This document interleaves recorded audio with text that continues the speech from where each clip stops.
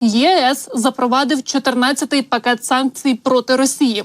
Цей пакет спрямований на важливі сектори російської економіки, такі як енергетика, фінанси, а також торгівля, і ускладнюють за допомогою цих санкцій обхід попередніх санкцій ЄС. До нього увійшли 116 юридичних та фізичних осіб, про це повідомили у Раді ЄС. Одним із головних нововведень у цьому пакеті санкцій є заборона на послуги із перевантаження російського скрапленого природнього газу на території ЄС з метою здійснення операцій з перевалки до третіх країн. Це стосується як перевалки з судна на судно, так і з судна на берег, а також операцій із перевантаженням. Крім того, ЄС заборонить нові інвестиції, а також надання товарів, технологій і послуг для завершення споруджувальних таких проєктів СПГ, як Арктик СПГ-2 і Мурманський СПГ. Ще одна з цікавих нововведень – це боротьба із обходом санкцій, про що я вже сказала, як це буде відбуватися. По-перше, материнські компанії з ЄС повинні будуть докладати максимум зусиль для того, щоб їхні дочірні компанії в третіх країнах не брали участі в будь-якій діяльності, що може призвести до результату, якому санкції намагаються запобігти.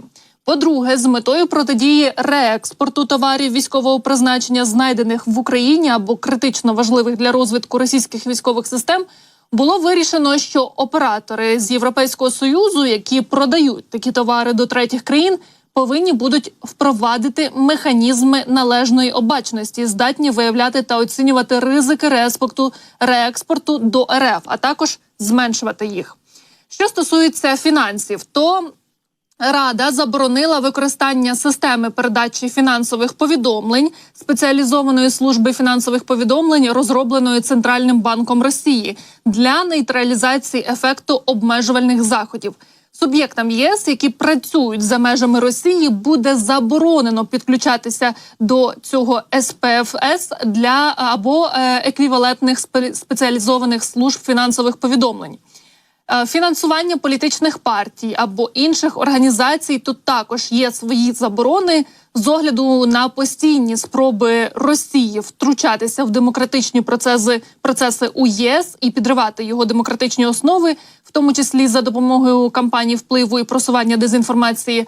Рада ЄС вирішила, що політичним партіям і фондам, неурядовим організаціям, включаючи аналітичні центри або постачальникам медіапослуг в ЄС, більше не буде дозволено приймати фінансування, яке надходить від російської держави і її маріонеток. Тобто це все буде контролюватися. Що стосується транспорту, то Європейський Союз ухвалив заходи, спрямовані на конкретні судна, що сприяють війні Росії проти України, на які поширюється заборона доступу до портів і заборона на надання послуг.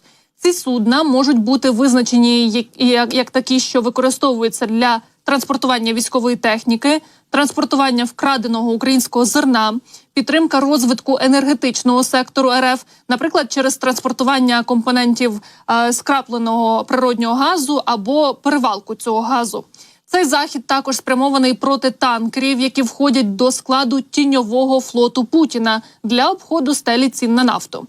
ЄС включив до 14-го пакету санкцій 61 фірму з Росії, з Китаю, з ОАЕ, Туреччини, проти яких введені обмеження на експорт технологій подвійного призначення. Бо, як ми знаємо, Росія часто використовує саме ці країни для обходу санкцій, для того, аби їм постачали якісь компоненти, які допомагають розвивати військово-промисловий комплекс Російської Федерації.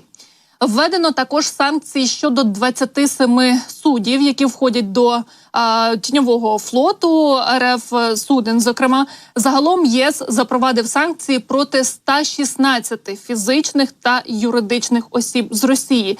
І, як кажуть у Раді ЄС, що це один із найвпливовіших пакетів санкцій, який російська економіка дуже відчує на собі. Я вдячна за 14-й пакет санкцій. І так, переговори тривали довго, але пакет санкцій водночас є дуже широким за спектром. Звичайно, всі країни мали свою точку зору, яку потрібно було врахувати. Але я дуже рада, що зараз цей пакет ухвалений. І, звичайно, робота над наступним пакетом санкцій розпочнеться негайно. Тож я впевнена, що ми зможемо оновити списки суб'єктів, які перебувають під санкціями. Ну і ще з приводу санкцій додам декілька слів. Рада ЄС також наклала санкції на таких відомих в Росії артистів, як російського співака Шамана, також на Поліну Гагаріну і відомого кінозірку, ну раніше він був кінозіркою, так, це Іван Охлобистін, і також на Марію Кісельову. Ось такі є повідомлення про і публічних осіб Російської Федерації, проти яких впроваджують санкції і продовжують і надалі вводити обмеження країни Європейського Союзу. Ну і ще з цікавого – це те, що Україна наступного тижня отримує 2,5 мільярда євро від прибутків із заморожених російських активів. Заявив про це очільник європейської дипломатії Жозеп Борель. Це буде перший транш на основі домовленості, ухваленої ЄС 21 червня. Як зазначає видання «Політико», кошти спрямують через Німеччину, Данію та Чехію, які здійснюватимуть закупівлі, потрібні для України. Топ-дипломат ЄС вказав, що нещодавній саміт миру в Швейцарії відкрив дипломатичний шлях до закінчення війни, але Путін відповів тим, що він мандрує скрізь, де може отримати зброю, тобто Путін не хоче закінчення цієї війни. Тож, за словами Бореля, ЄС має шукати спосіб використання заморожених російських активів, щоб допомогти Україні, при цьому уникаючи будь-яких блокувань із боку інших країн-членів ЄС. Ми все ще маємо 6 правових рішень в рамках військової допомоги Україні через Європейський фонд миру, які не можуть бути імплементовані, тому що одна з країн-членів відмовляється від них. Перший транш цих грошей піде в Україну наступного тижня, другий буде здійснений дещо пізніше. Вони не мають бути зупинені, вони мають бути використані, і ми маємо правові процедури, щоб уникнути блокування будь-якого роду. Я думаю, так для всіх зрозуміло, хто може робити ці блокування в ЄС. Звісно, що це Угорщина, яка завжди допомагає в цих питаннях Путіну, але ЄС знайшов лазівку, щоб обійти вето Угорщини на підтримку України. Також про це сказав Жозеп Борель для Financial Times. Євросоюз розробив юридичний обхідний шлях, щоб обійти вето Угорщини на закупівлю зброї для України за рахунок прибутків, отриманих від заморожених російських активів, що також може розчистити шлях для G7 виплатити Києву кредит у розмірі 50 мільярдів доларів до кінця цього року. Глава європейської дипломатії Жозеп Борель заявив, що оскільки Угорщина утрималася від попередньої угоди про виділення доходів від заморожених активів, це не має бути частиною рішення про використання цих грошей. Він додав, що цей обхідний шлях, він складний, але він працює. Брюссель запропонував Угорщині угоду, аналогічну тій, яку НАТО уклало з прем'єр-міністром Орбаном минулого тижня. Тобто надати Будапешту право відмовитися від участі в діяльності з підтримки України в обмін на те, що він не накладатиме вето на рішення інших союзників, які допомагають Києву під егідою Альянсу. Ми запропонували Угорщині. Ваші гроші не будуть використані на підтримку України в жодному разі. Не тільки на летальну зброю, але й на будь-яку підтримку. Забирайте свої гроші. Викиньте свої гроші зі скриньки. Я не хочу використовувати ваші гроші. Але цього було недостатньо. Ну і Борель додав, що позиція Будапешта якось пов'язана із міцними зв'язками, які він має з Росією. Саме тому він так себе і поводить, зокрема Орбан. Ну а Буданов не бачить сенсу у мирних переговорах з Росією, інакше воєнний стан триватиме вічно. Глава української розвідки вважає, що Україна не має іншого вибору, крім як повернути усі території, які були захоплені російськими військами. На його думку, якщо Україна цього не зробить, то вічно перебуватиме у стані війни, і так звані мирні переговори не допоможуть. Про це він сказав в інтерв'ю з Philadelphia Inquirer. Голова української розвідки визнав, що ситуація на полі бою зараз складна, і так, на його думку, буде ще щонайменше місяць. Хороша новина полягає в тому, що жодного Армагеддону не станеться. Погана новина в тому, що ситуація досить складна. Так буде ще щонайменше місяць, і легше не стане. Ну а на запитання журналістів про те, чи зможе Україна утримати часів Яр на Донеччині, на підступах до якого зараз тривають жорсткі бої з російськими окупантами, Буданов сказав, що утримається від відповіді. А що стосується поставок силам оборони озброєння від наших партнерів, то глава розвідки сказав, що зараз поставки будуть швидшими, ніж кілька місяців тому, однак потреби України дуже високі. Для нас було стратегічно важливо відновити постачання, проте залишається питання обсягів, сказав Буданов. Ну і він вважає, що відповіддю на перевагу Росії у живій силі є бойові технології, в яких Україна стала світовим лідером, змінюючи людей на полі бою, коли це можливо, новими варіантами дронів і радіоелектронної боротьби. Ну а ще глава української розвідки виступає за перенесення бойових дій на територію країни-окупанта. Я фанат цього. Я виступаю за це з перших днів війни, відкрито заявляючи, що поки війна стримуватиметься на нашій території, вона не торкнеться Росії. Саме тому з весни 2022 року ми почали проводити значні операції на території Росії і будемо йти далі, чим більше у нас для цього буде ресурсів. І Росія почала це відчувати. Крім того, глава ГУР наголосив, що захоплений Москвою і перетворений на величезну військову базу півострів Крим необхідно відрізати від російських постачань. Ми маємо зробити все, щоб це реалізувати, сказав Буданов, додавши, що в цьому процесі важливу роль можуть відіграти надані Сполученими Штатами Америки ракети «Атакамс». Глава розвідки зазначив, що окупанти вже перебувають у пастці в Криму. Крім того, він заявив, що не вірить в те, що Москва застосує тактичну ядерну зброю, якщо контроль над Кримом опиниться під загрозою. По-перше, я знаю, що там насправді відбувається. По-друге, я знаю реальні характеристики російської ядерної зброї. Яка від цього користь? У нас немає великих концентрацій військ, для яких була б доцільною така ядерна зброя. А пробити дірки у наших лініях оборони можна і звичайними засобами ведення війни. Крім того, застосування ядерної зброї призведе до великих політичних ризиків для Путіна. Ну і з приводу Криму, то в Росії там гістерія щодо того, що цими вихідними атакамси завітали до Севастополя і вже МЗС Російської Федерації викликали посла Сполучених Штатів Америки саме через ці атаки, тому що вони почали звинувачувати у цьому саме Вашингтон. І роблять все для того, аби звинуватити Сполучені Штати Америки у тих атаках, які відбуваються. При тому сказати про свою агресію, звісно, на болотах ніхто не хоче. На Збройних силах України спростували інформацію Deep State про начебто повну окупацію ворогом Новоолександрівки на Покровському напрямку. У цьому випадку варто зазначити і наголосити наступне, що значна частина Новоолександрівки зайнята окупантами, але не вся. Повністю населений пункт ворог не контролює.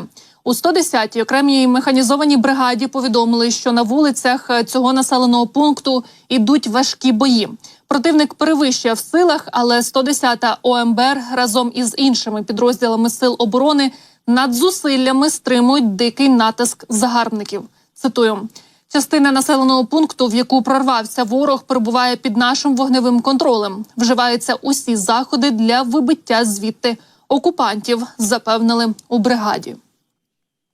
Ну і Росія зранку атакувала Одесу 2 ракетами, і, ймовірно, «Іскандер-К». За даними повітряних сил Збройних сил України, завдяки активній протидії протиповітряної оборони півдня України одна із ракет не досягла своєї цілі.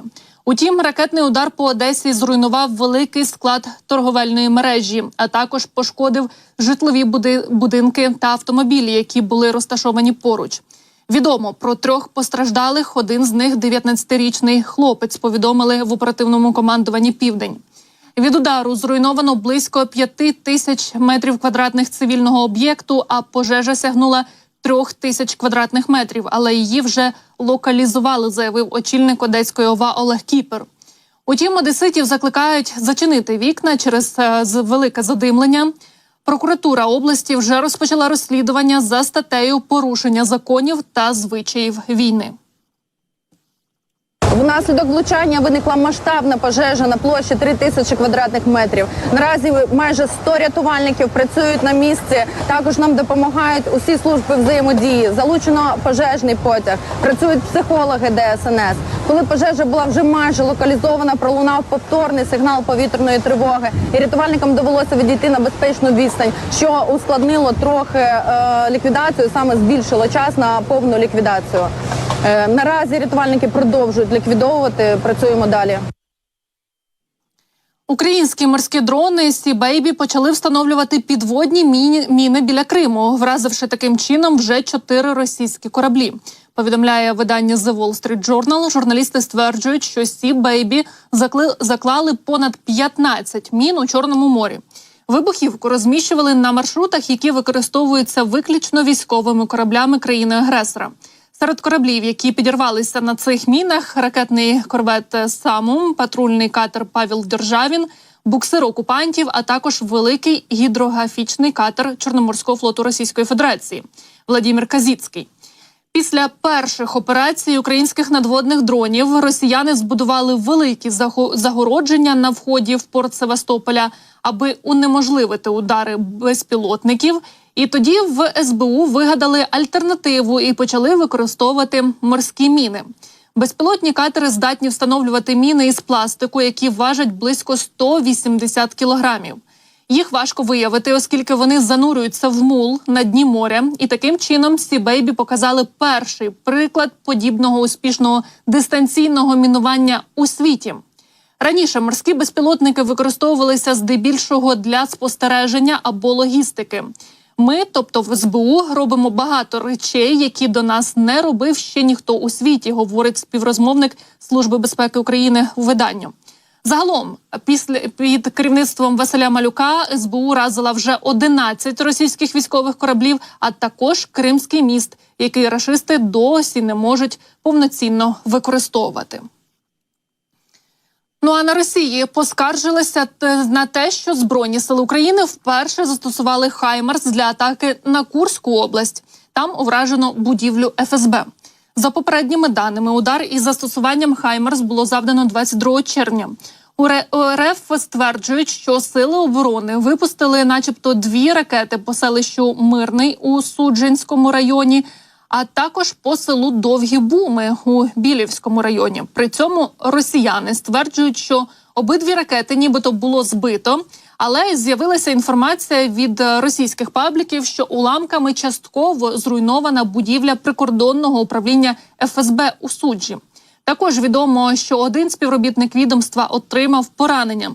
Крім цього, пошкоджено ще й 2 автомобілі. Варто зазначити, що губернатор Курської області Олексій Смірнов заявив, що у регіоні успішно відпрацювала ППО. Також чиновник додав, що наслідки атаки нібито усунуто, проте місцеві мешканці після заяви урядовця чомусь поскаржилися, що після вибухів у них зникла електрика.